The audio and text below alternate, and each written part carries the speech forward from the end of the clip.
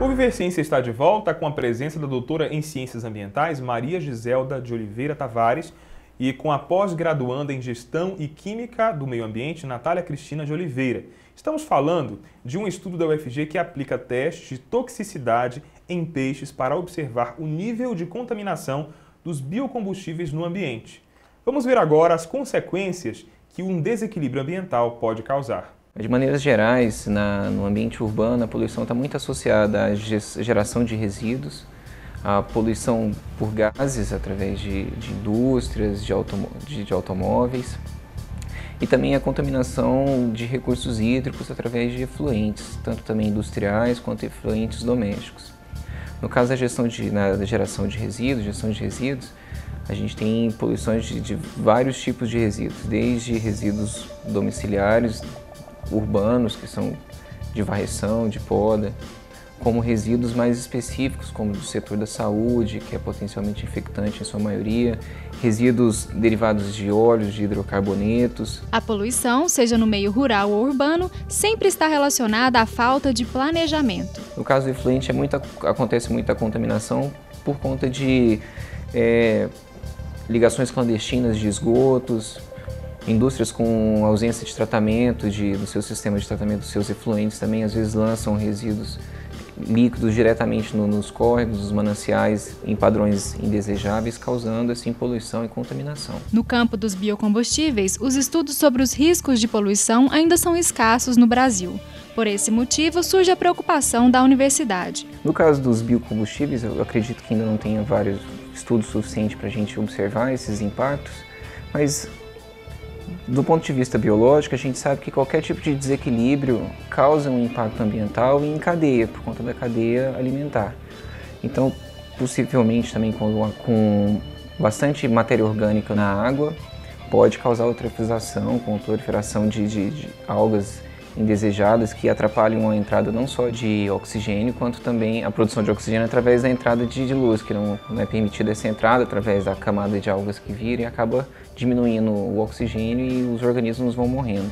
Além da falta de fiscalização, a ausência de sustentabilidade é uma das maiores causas da contaminação das águas. Se a gente for levar hoje em consideração que o produto, para ele ser realmente considerado um produto ecológico, sustentável, pelo menos planejado do ponto de vista ambiental, ele tem que levar em consideração desde a extração das suas matérias-primas, a fabricação, a utilização de água, de outros tipos mesmo de energia no processo fabril, a distribuição, a logística desses produtos, a possibilidade de ser reciclados.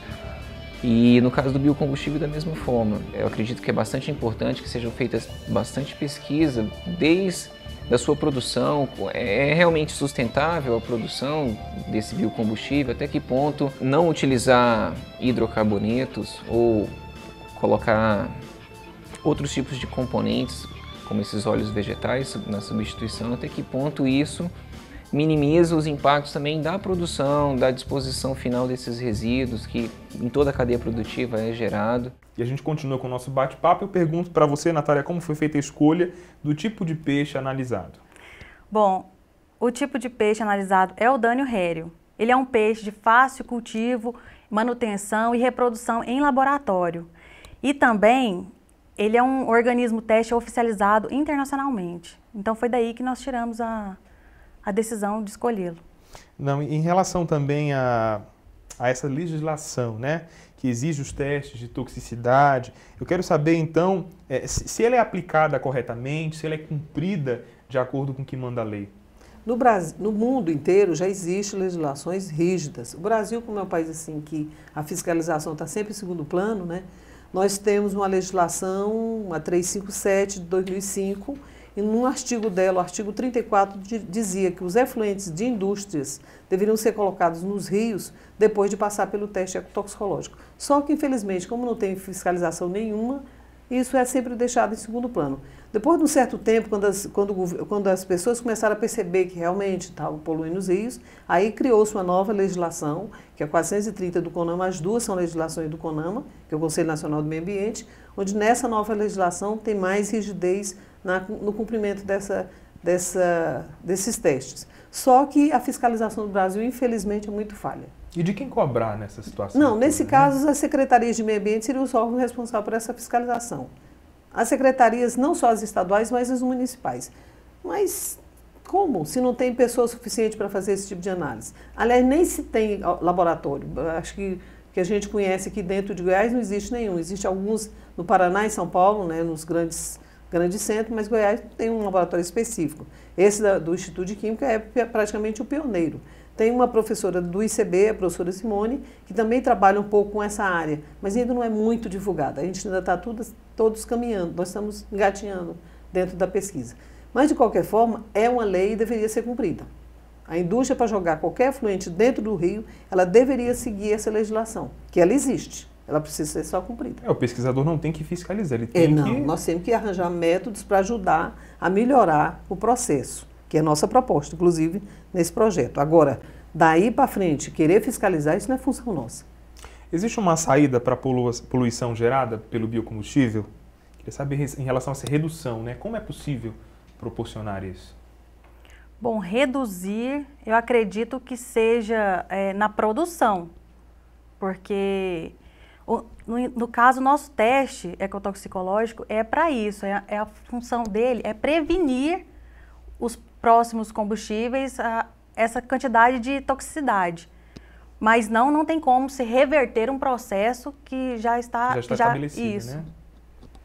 Né? Só para complementar o que ela falou, o fato de você já estar produzindo em laboratório alguns testes que identificam os impactos já é uma primeira saída. Além disso, a própria troca do combustível fóssil pelo combustível alternativo, que no caso seriam os biocombustíveis, que são vários, né?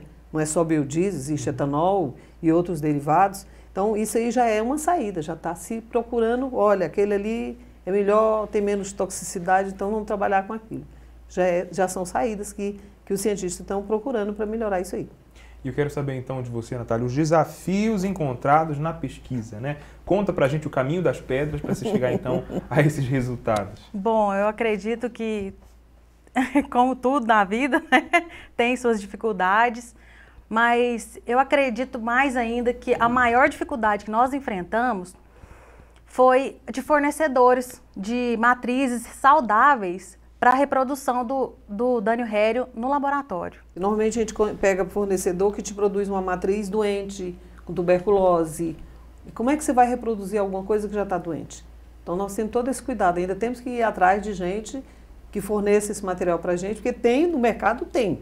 Todo aquarista, você pode entrar em qualquer loja de aquário e você acha esse peixe. Agora, saudável, aspas, é difícil. Então, o que a gente faz? A gente procura os fornecedores e vai tentando cultivar dentro daquilo que é possível. Eu quero saber, então, os próximos passos da pesquisa, né? O que ainda pretende se testar, descobrir dentro desse contexto? Bom, como a toxicologia é uma ciência nova, né? Nós temos muito que aprender e muita coisa por fazer. Para começar, nós estamos trabalhando só com soja. Existe a proposta da gente procurar outras oleaginosas que estão no mercado também, como o crambe, a canola, né? Biodiesels, eu estou falando sempre de biodiesel, dessas oleaginosas, para que, quem sabe, mais tarde descobrir uma que não só dê bom rendimento, mas também que a toxicidade seja baixa.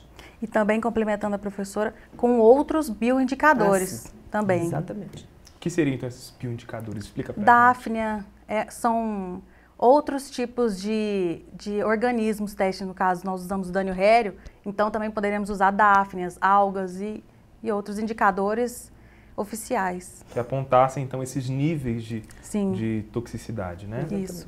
Ok, daqui a pouco a gente continua, tá? Bem, daqui a pouco, no próximo bloco, as nossas entrevistadas vão responder mais perguntas. Dessa vez com a participação de um especialista. Continue com a gente, este é o programa Viver Ciência, não sai daí. Mestrado é um procedimento acadêmico, é um grau acadêmico que é concedido como a graduação. Você faz a graduação para poder exercer uma determinada profissão.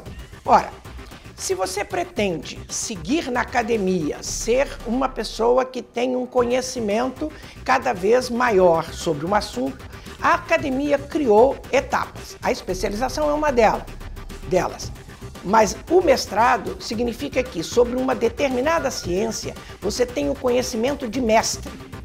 E aí você obtém esse título acadêmico. Como é que você obtém esse título acadêmico? Quando você realiza uma dissertação baseada numa pesquisa ou numa revisão bibliográfica, cujo conhecimento não é inédito, mas é um conhecimento científico confiável.